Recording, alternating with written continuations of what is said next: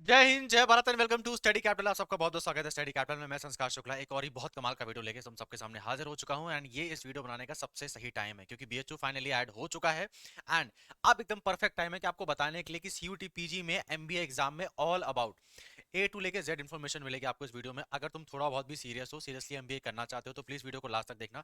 तुमको इसके अलावा और कुछ भी देखने की आवश्यकता नहीं पड़ेगी। एलिजिबिलिटी क्राइटेरिया, एग्जाम टाइम, कितना क्वेश्चन आता है, कौन कौन से कॉलेज में एमबीए होता है, कौन कौन सी फील्ड में होता है, सब कुछ ए टू जेड मिलेगा। पर हाँ, बहुत बिजी नहीं हो, कोई अंबानी का बिजनेस नहीं चला रहे हो, तो 10-15 मिनट में जीवन के लगा दीजिएगा। मैं आपका एक मिनट भी कीमती सेकंड वेस्ट नहीं करूंगा। इवन वीडियो के लास्ट में मैं तुमको 2023 के एंड 2024 के पीवाईक्यू भी सेंड कर दूंगा।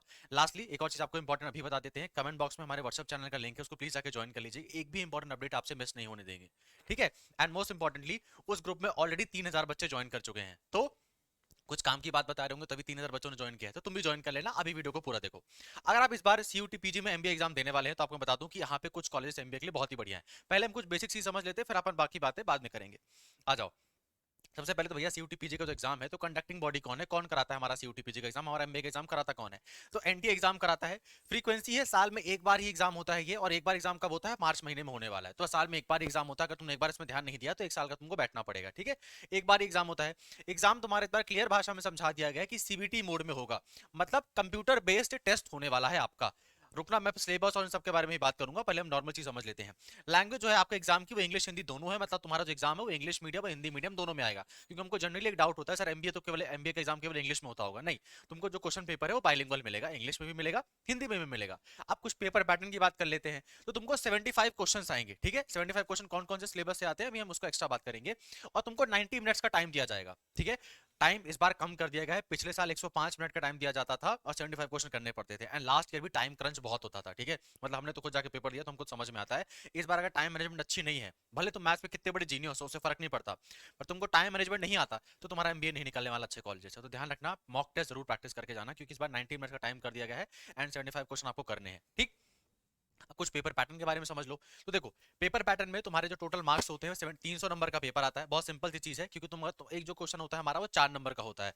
तो हमारे 75 क्वेश्चन आते हैं, एक क्वेश्चन 4 नंबर का होता है, तो हमारा टोटल पेपर कितने का आता है, 300 नंबर का हमारा टोटल पेपर होता है। नेगेटिव मार्किंग होती है क्या सर? हाँ, नेगेटिव मार्किंग होती है।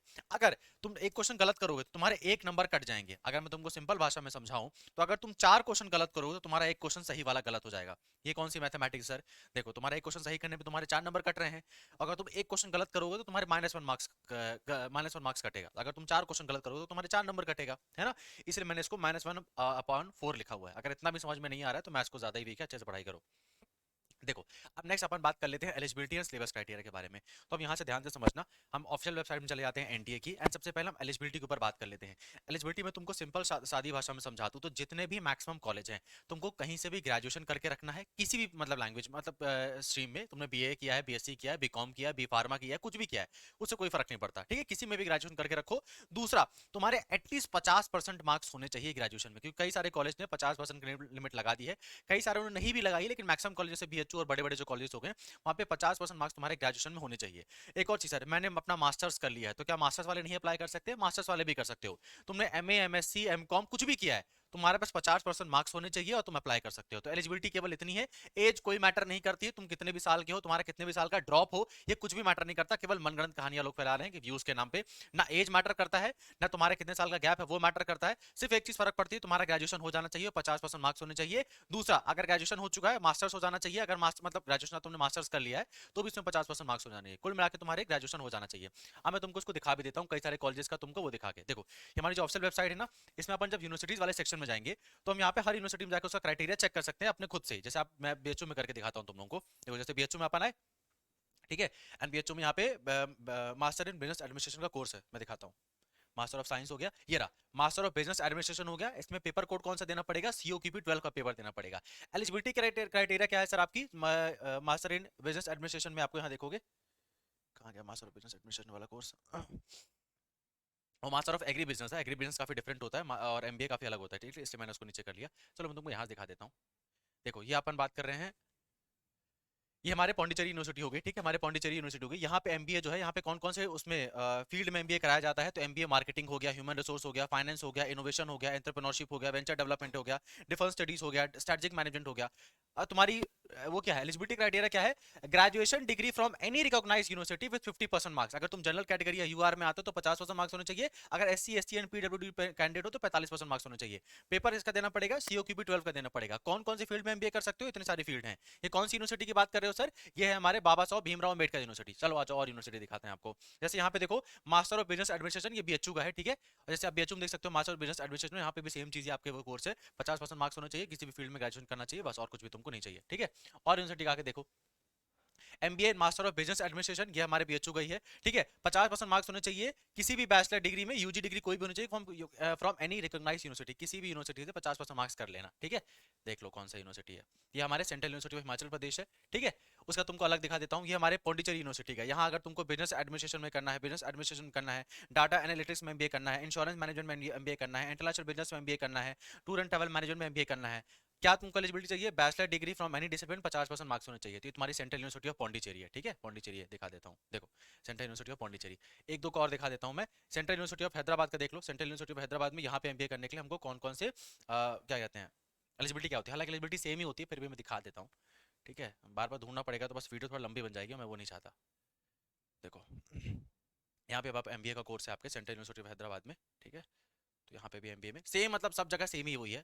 पेपर कोड जो आपका एलिजिबिलिटी क्राइटेरिया है ना, सब जगह सेम है, तो उसमें तुमको कुछ दिक्कत लेने की आवश्यकता नहीं है, तुमको मैंने पहले बता, ये देखो यहाँ पे लिखा हुआ है एचबीए, मतलब एमबीए हमारे यहाँ पे हॉस्पिटल मैनेजमेंट में है। हॉस्पिटल मैनेजमेंट का पेपर कोड डिफरेंट होता है, तो ये थोड़ा अलग होता है।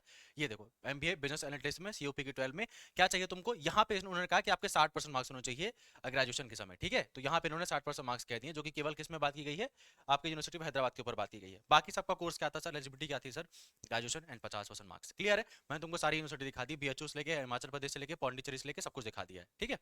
अब सिलेबस की बात कर लेते हैं, तो देखो सिलेबस भी अपन ऑफिशियल वेबसाइट से आके चेक कर लेते हैं।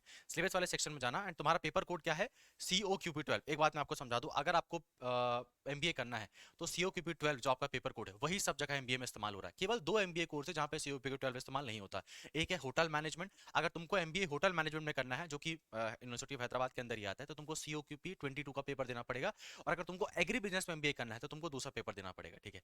बाकी तुमको अगर डाटा एनालिटिक्स में, एचआर में, इनोवेशन में, एंटरप्रेन्योरशिप में, वेंचर डेवलपमेंट में, इंश्योरेंस में, रिस्क मैनेजमेंट में, फाइनेंशियल इंडिपेंडेंस में, लॉजिस्टिक्स एंड मैनेजमेंट में, इंटरनेशनल ट्रेड में, किसी में भी एमबीए करना है, जो कि सब लोग करते हैं, तो COPQ 12 से होगा तुम्हारा एडमिशन, ठीक है। तो COPQ 12 भरते ना, सबसे काम की चीज वही है हमारे लिए।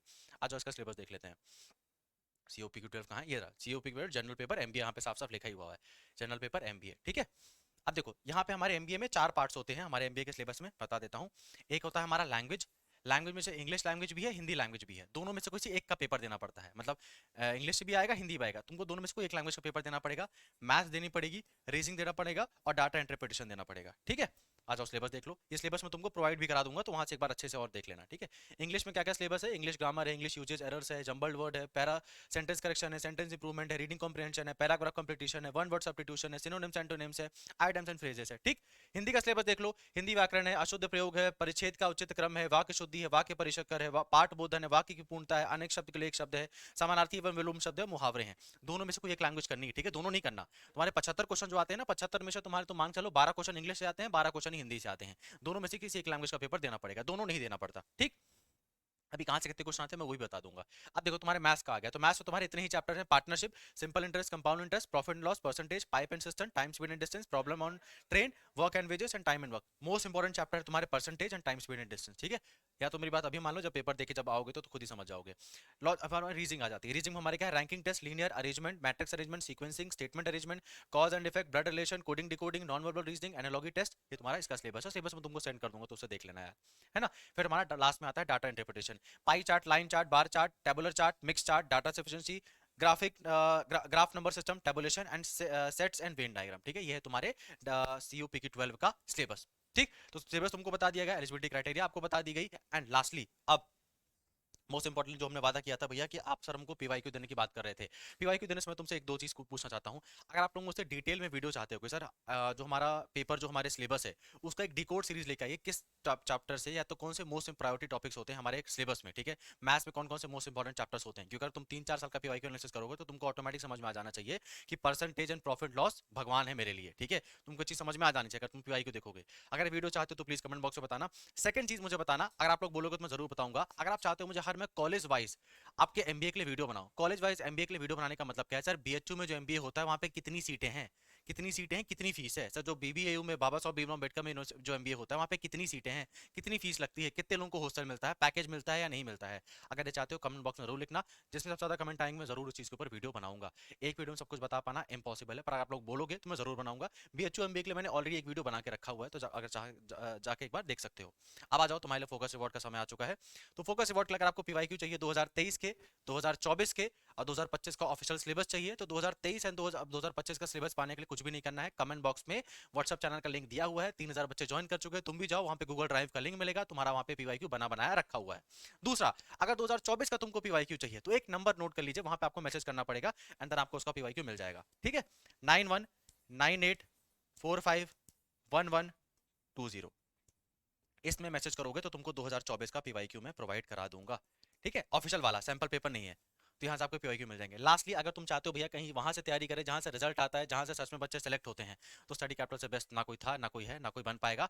एंड हमारे ऑलरेडी क्रैश कोर्स आ चुके हैं विजेता बैच के, ठीक है। ऑलरेडी बहुत सारे बच्चे एनरोल कर चुके हैं, क्लासेस इसकी कल से स्टार्ट होने वाली हैं, तो ध्यान रखना। और डिले तुम कर नहीं सकते। अगर तुमको सच में सिलेक्शन लेना है, अगर तुम चाहते हो कोई अफोर्डेबल कोर्स मिल जाए सर, जो कम पैसों में हमको सिलेक्शन दिला सके, मतलब ऐसा कोर्स मिल जाए जहाँ पे सच में सिलेक्शन होता हो, जहाँ पे सच में लोगों को पता हो कैसे एमबीए क्लियर करते हैं, तो आपको स्टडी कैपिटल का क्रैश कोर्स आ चुका है। आपको यहाँ पे सारी सारी चीजें मिलने वाली हैं। आपको लाइव क्लासेस मिलेगी, लाइव क्लासेस बाद तुमको रिकॉर्डिंग सेशन मिलेगा, स्टडी मटेरियल मिलेगा, पीवाईक्यू विद डीप एनालिसिस मिलेगा, और टेस्ट सीरीज फ्री मिलेगी। और खास बात पता है क्या, तुमको ये 1999 रुपए मिल जाएगा। इतने ज्यादा तो तुम लोग पैंट शर्ट खरीद लेते हो पार्टी में जब जाते हो। तो अगर सच में सीरियसली एमबीए करना है तो आप एक कोर्स को ज्वाइन कर सकते हो, क्लासेस ऑलरेडी स्टार्ट हो चुकी हैं, और तुमको 1-2 महीने में इससे बेस्ट तरीके से गाइडेंस और तैयारी आप लोग नहीं कर पाओगे। टेस्ट सीरीज के अंदर फ्री है, टेस्ट सीरीज तुमको अलग से परचेज करने की जरूरत नहीं है। तो इस वीडियो को मैं यहीं एंड करता हूं। अगर आप लोग चाहते हो मैं किसी जो मैंने टॉपिक्स बताया उनके ऊपर मैं वीडियो बनाऊं, तो प्लीज कमेंट करना, मैं उनके ऊपर वीडियो बना दूंगा। और ऐसे तुमको और कमाल के वीडियो मिलते रहेंगे, तो चैनल को सब्सक्राइब करके रखो, ये बताने वाली बात भी नहीं है।